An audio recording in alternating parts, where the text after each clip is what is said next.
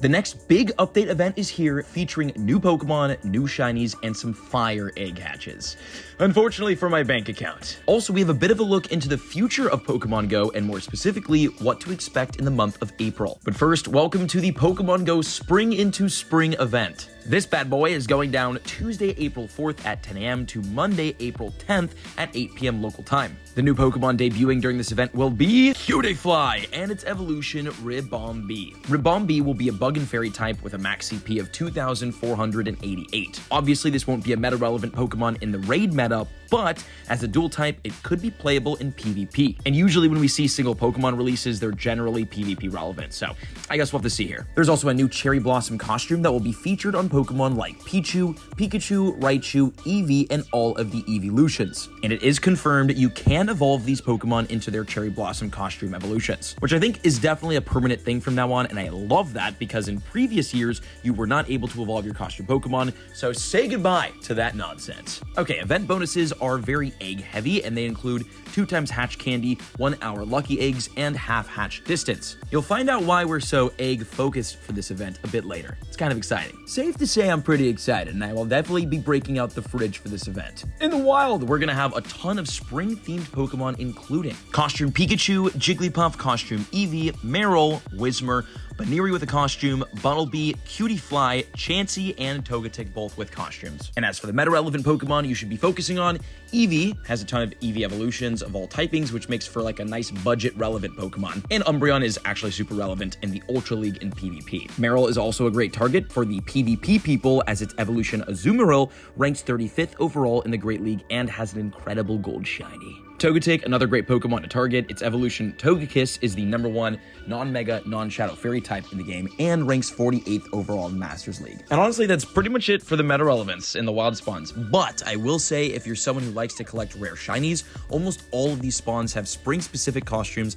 that are super rare to get shiny. The raids are a bit of the same story, and in them will be Tier 1 with Pikachu with the costume, Jigglypuff, Eevee with the costume, and Cutiefly. 3-star raids featuring Executor, Alolan Executor, and Chansey and Togetic both wearing costumes. 5-star raids will be Lugia, and the Mega raids will have Mega Lopunny. The more meta-relevant choices that might be worth your raid passes include Togetic for previously mentioned reasons, but it will be in the wild, so honestly might not be worth your raid pass unless you really want the shiny with the costume. Lugia is an incredible option as it ranks 2nd overall in the Masters League as a non-shadow and 6th overall as a shadow. It is a PvP monster, and as a raid boss counter, it kind of sucks as a flying and psychic type. But it is in raids right now, and to take it down, you will need Dark, Electric, Ghost, Ice, or Rock type Pokemon because Lugia is a dual Psychic and Flying. Best counters include Mega Gengar, Xurkitree, Zekrom, Hydreigon, Origin Form Giratina, and Thundurus. And as always, it is definitely recommended to have a Psychic or Flying type Mega Pokemon Mega Evolved when you're battling these, so you get more candy and XL candies for Lugia when you catch it. The catch CP for the 100% is 2115 non-weather boosted and 2645 weather boosted. And then Mega Lopunny, also a great meta-relevant option as it is the 2nd best fighting type overall, so just good energy to get. Now, the eggs for this event go absolutely crazy, and again, I will definitely be hatching. They will have inside of them, inside of the 2-kilometer eggs specifically, we will have Eevee, Pichu, Togepi, all with the Flower Crown, Azurill, Happiny with the Flower Crown, Munchlax, Riolu, and Cutiefly. Now, obviously, it is impossible to hunt specific Pokemon in the eggs, so if you're like me and really want more, let's say, shiny Riolu, you kind of just have to hatch a ton and pray, which I will be doing. Also, the Flower Crown baby Pokemon hatching from these eggs are super rare shinies. And the fact that these are all in 2-kilometer eggs with half-hatch distance, this is good stuff for people willing to spawn on incubators. Field research will be another great way to hunt some super rare shiny Pokemon, and the encounters include Pikachu, Chansey, Eevee, and Togetic all in their spring costumes. There will also be a collection challenge that, when completed,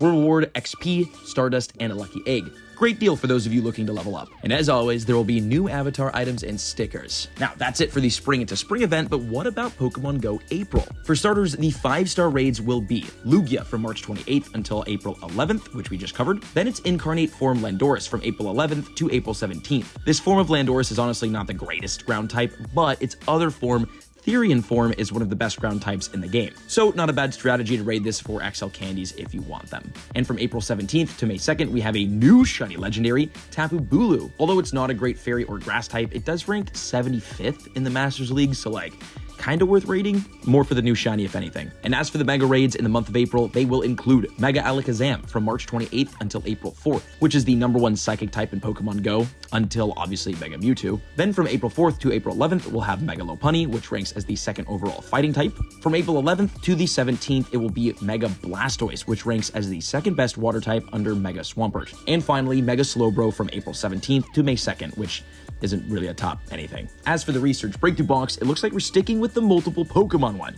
This month of breakthroughs will have Parasect, Pinsir, Snorlax, Gible, Furfrou, and Goomy. Well, this is happening, for the whole season until June 1st. Which, if I can just rant for a minute, is cool, but it just feels kind of lazy to have the same 6 Pokemon in the breakthrough box for 3 straight months. Especially since there's kind of garbage Pokemon like Parasect and Goomy in there, which can't be shiny and just kind of take up space. There's definitely it continues the downtrend in research breakthrough box quality since its release back in April of 2018, in my personal opinion. But I guess it's nice to have some options in there. Now, we do have quite a bit of events going down in April, which is exciting. April 4th until the 10th is the Spring into Spring event, which we just covered. Then April 9th, we've got an Elite Raid Day, which I assume will probably still be Regidrago or Regieleki. April 13th to the 17th will be the A Mystic Hero event. April 15th is Community Day from 2 to 5 p.m. local time, which we will cover. The Sustainability Week event is back from April 20th to April 26th. And we've got a limited research event on April 23rd from 2 to 5 p.m. local time. Then Community Day Classic is happening on April 29th from 2 to 5 p.m. local time. Raid hours for the month are as follows: Lugia on April 5th, Incarnate Form Landorus on April 12th, and Tapu Bulu on April 19th and April 26th. Then the Spotlight hours will be Execute on April 4th with 2 times Catch Candy, Shelter on April 11th with 2 times Transfer Candy, and as a reminder, Shelter does give extra Stardust when caught. Trapinch on April 18th with 2 times Evolution XP, and Tangela on April 25th with 2 times Catch Stardust. Honestly, great Spotlight hour Pokemon, which is very exciting. Oh, and Community Day for April will be something a bit huge. If you didn't know, April's Community Day Pokemon will be Togetic, but it won't be the only Pokemon featured with higher shiny rates.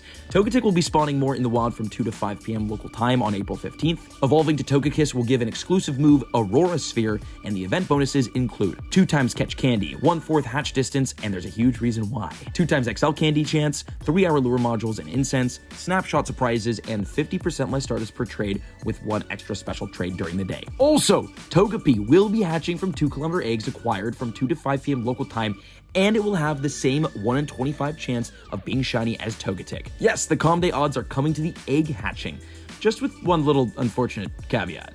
The word chance. Togepi has a chance of hatching from 2-kilometer eggs, which means it's probably going to be mixed into the 2-kilometer egg pool instead of taking over 2-kilometer egg hatches. Also, the spring event will be over by then, so the 2-kilometer eggs will be back to normal and boring. Although, the Mystic event could have special 2-kilometer hatches, but we do not know yet. I hope so. And as always, there will be 4-star raids happening until 10 p.m. local time. That, when defeated, will spawn more Togetic around the gym with Calm Day shiny odds. Plus, since Togetic takes Sinnoh Stones to evolve, there will be a special timed research available. That will be from 2 to 5 p.m. local time, and it will give 5 Sinnoh Stones to help you evolve your Togetic. And that's all for the new event, Community Day, and April in Pokemon Go. A lot of exciting stuff to look forward to. Hope you're excited. Let me know in the comments what most for, and check out one of the other videos on screen now. Thank you for watching. See you in the next video.